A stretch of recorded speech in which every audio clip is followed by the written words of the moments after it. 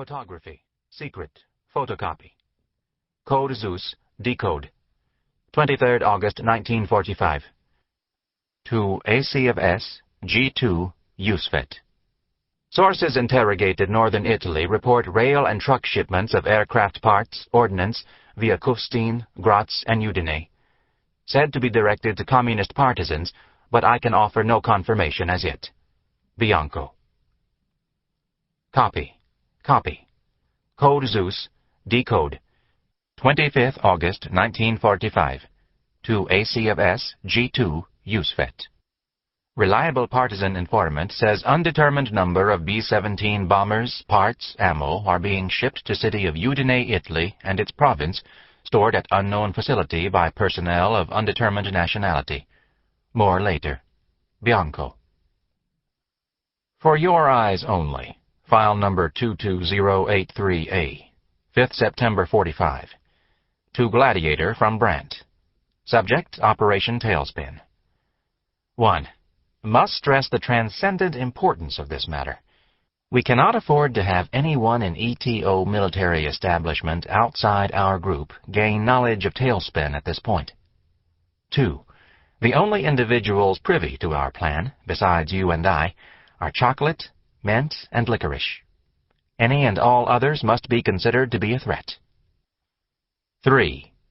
Therefore, maximum surreptitious effort must be made to divert or neutralize Sunderman and Bianco. The importance of this cannot be overemphasized. 4. Handle at once. Urgent. For your eyes only. Chapter 1.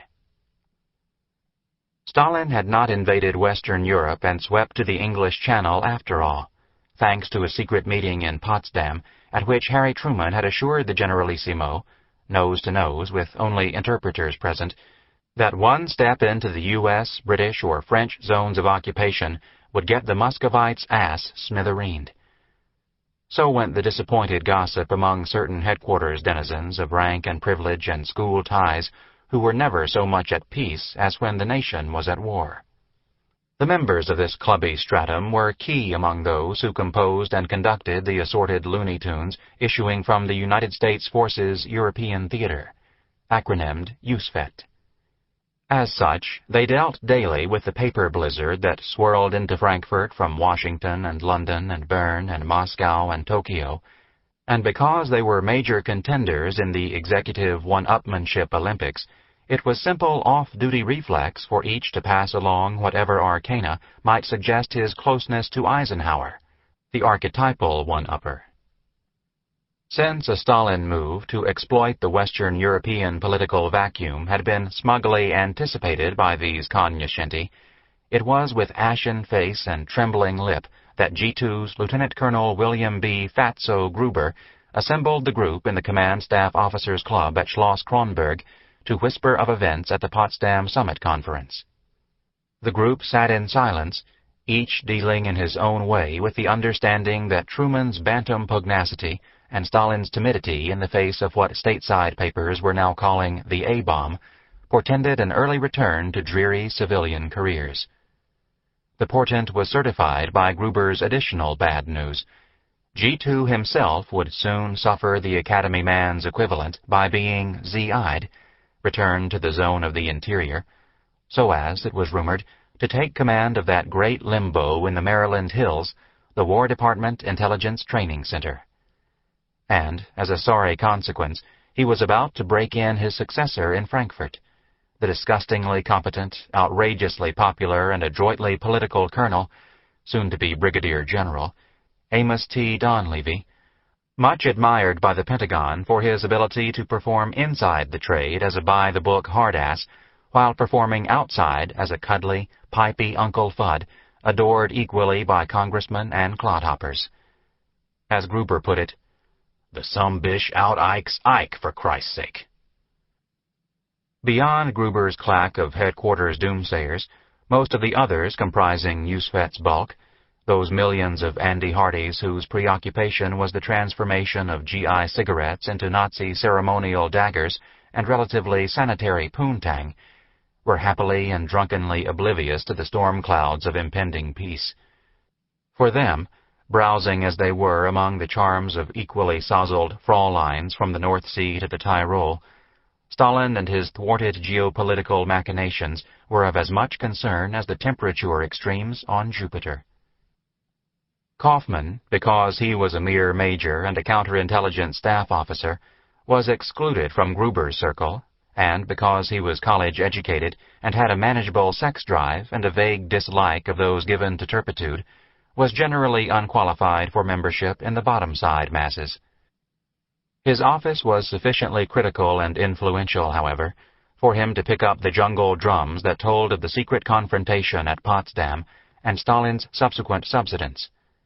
Being unconcerned with warmongering and/or hedonism, he was one of the few among USFET headquarters personnel to have given the rumbling much thought. Once he was by no means convinced that Stalin had withdrawn to his cave to sulk. Because if there was anything Joe Stalin wasn't, it was timid. "Something's going on," he said aloud, staring into his coffee cup. "Something wretched." He was lunching alone, as was becoming standard these days. Most of the old crowd had already shipped out for the ZI, and most of the new crowd were fuzz-faced sightseers who had spent the war years in saddle shoes and leather sweaters, and, now equipped with ROTC commissions, had come to Germany to do the conqueror's strut among the ruins. "You wish something, sir?" "No, Anna. I was merely talking to myself." Anna Krim was his favorite waitress. She took her work very seriously, and because she was a child and sensationally round here and there, and had ice-blue Nordic eyes, she usually managed to look marvelous while doing it. But today her teenage beauty was overcast. "Are you all right, Anna?" "Sir?" "You don't seem yourself. You seem to be upset, worried about something. Is something wrong?" Her smooth cheeks reddened, and her eyes showed sudden tears. "No, sir." "You certainly look upset to me. Is there anything I can do to help you?" She hurried off, disappearing through the service door. He subdued the impulse to follow after her and to hold her in his arms and demand to know who was abusing her. All he could possibly get out of that would be more of her evasions, and the kitchen help's suspicions that he was a dirty old man trying to exploit a nubile youngster's broken heart. And perhaps he would be, in the sense that he might, in some sick variation of narcissism, be playing to his own loneliness, his own share of the soldier's chronic hunger for sympathy and tenderness. So go and weep, Anna, baby. Cry your goddamn eyes out. Kaufmann's got his own problems. His table was in an isolated corner of the Farbin Casino's sunlit rooftop, a spread of concrete and dusty potted plants fashioned into something resembling a California cocktail lounge. It offered a dramatic panorama, with the moonscape rubble of Frankfurt in the foreground, the Main River mid-distant, and the blue foothills of the Taunus Range dotting the far horizon. A soft autumn breeze stirred in the trees, and there was the smell of wood smoke. Kaufmann considered all this broodingly.